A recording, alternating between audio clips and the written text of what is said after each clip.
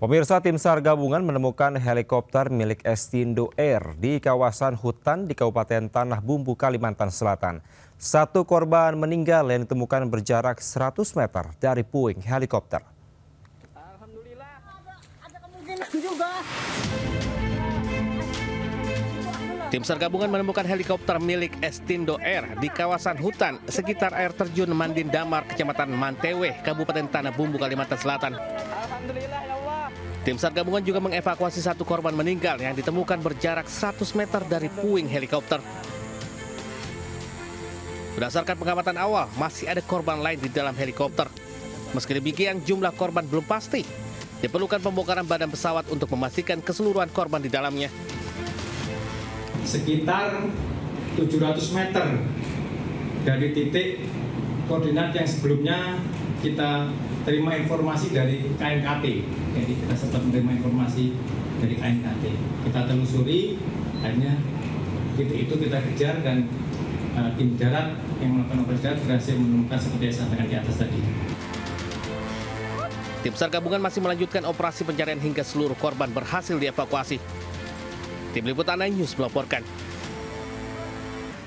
Pemirsa, 3 polisi gadungan menipu warga hingga puluhan juta rupiah di Pasuruan, Jawa Timur. Para pelaku berbagi peran dengan rapi dengan motif bisa membebaskan keluarga korban yang ditahan polisi.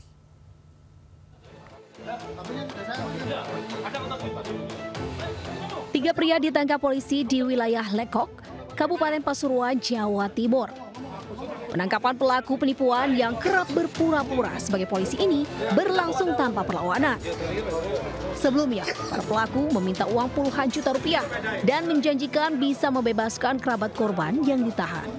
Mereka berbagi peran dengan rapi, mendekati keluarga korban dan berpura-pura sebagai polisi yang memiliki kewenangan melobi pembebasan tahanan. Mereka kemudian meminta korban mentransfer sejumlah uang secara bertahap dengan alasan sebagai biaya administrasi dan pengurusan di kepolisian. Namun setelah keluar puluhan juta rupiah dan menunggu 3 minggu lebih, upaya itu tidak kunjung berhasil.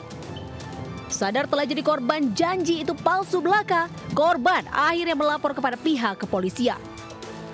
Untuk bisa membantu dan sebagainya terkait dengan kasus atau penahanan, silakan langsung datang ke kami, cek terkait dengan permintaan dari oknum-oknum.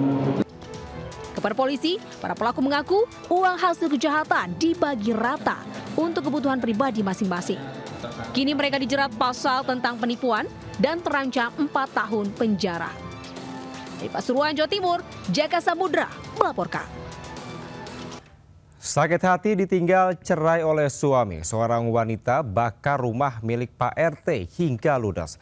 Pelaku mengamuk dan menangis histeris menolak saat ditangkap polisi.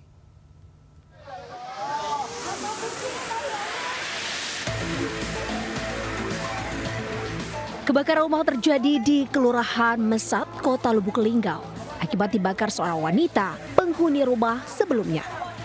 Rumah milik ketua RT tersebut dengan api membumbung tinggi. Warga bersama dengan petugas pemadam kebakaran berjibaku memadamkan api. Pembakaran rumah dipicu amarah pelaku yang kecewa karena ditinggalkan suaminya. Pelaku sakit hati setelah rumah miliknya dijual oleh suaminya. Sementara suami pelaku kabur. Pelaku diduga dalam pengaruh narkoba. Pelaku marah saat diamankan polisi. Dilakukanlah pembakaran sehingga mengakibatkan kebakaran rumah tersebut. Untuk kerugian sendiri, rumah yang dibakar? Jadi untuk kerugian ditaksir sebesar kurang lebih 150 juta. Tersangka terancam hukuman 12 tahun penjara. Dari Lubuk Linggau, Sumatera Selatan, Sudirman melaporkan.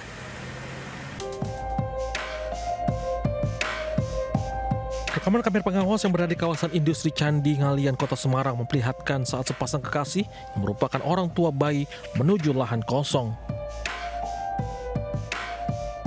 Keduanya kedapatan membawa alat gali tanah dan jasad bayi yang baru dilahirkan. Usai menguburkan bayinya, keduanya kemudian meninggalkan lokasi dengan menggunakan sepeda motor.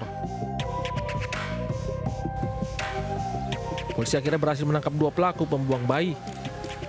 Keduanya ditangkap di sebuah rumah kos di Ngalian, Semarang. Kedua pelaku nekat menggugurkan kandungannya lantaran malu hamil di luar nikah.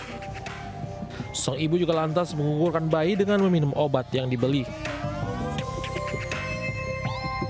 Coba kabur tidak, karena yang saudara Rafli ini masih bekerja, kerjanya di sekitar Kalijen. Mungkin yang pertama alasannya menggugurkan karena sakit. Infonya waktu hamil saudari Yuda ini, Fatimah. Atas perbuatannya, keduanya mendekam di sel tahanan dan dijerat pasal tentang pelindungan anak Junto pasal 346 KUHP dengan hukuman 4 tahun pidana penjara. Dari Semarang, Jawa Tengah, Wisnu Wardana, iNews melaporkan. Puluhan santri di salah satu pondok pesantren di kota Depok, Jawa Barat diduga alami keracunan makanan. Dalam kurun 3 hari, sebanyak 72 santri alami gejala demam, pusing, muntah, dan diare hingga harus mendapatkan perawatan medis.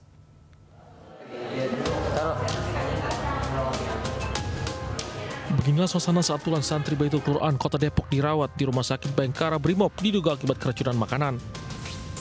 Total 72 santri sudah mendapat penanganan, terdiri dari 40 pasien rawat inap dan 30 pasien rawat jalan.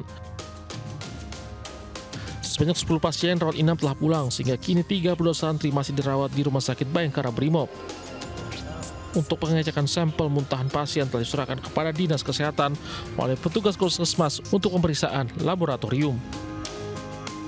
Kedatangan sejumlah santri dari pesantren Baitul Quran yang mengalami hampir sama gejalanya, yaitu dengan keluhan pusing, lemas, mual muntah, dan buang air besar dalam jumlah yang sangat sering. Kini pihak rumah sakit dan Dinas Kesehatan Kota Depok masih melakukan pemantauan intensif hasil pemeriksaan laboratorium. Diharapkan dapat segera mengungkap sumber penyebab keracunan massal ini.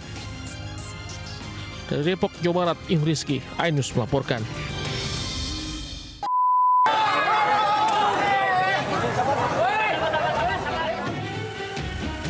Warga panik dan berhamburan saat mengetahui 4 gudang kain, sepatu, makanan, dan logistik Dinas Perumahan dan Kawasan Permukiman Pemerintah Kota Cimahi terbakar hebat.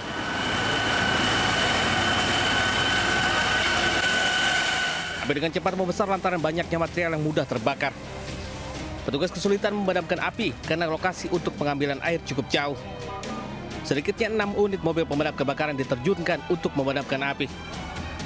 Polisi terpaksa melakukan rekayasa lalu lintas karena jalan di lokasi kejadian dipadati warga dan kendaraan. Mungkin dari gudang kain, mungkin kain segitu banyaknya, entah berapa miliar. Mungkin dari gudang ciki juga sama, dari gudang sepatu juga sama, apalagi dari gudang tempat. Itu juga berkas-berkas dokumen ya. Beruntung saat kejadian kondisi gudang kosong karena karyawan sudah pulang. Sementara kerugian material ditaksir menembus miliaran rupiah. Dari Cimahi, Jawa Barat, Yono Wahyu, iNews melaporkan.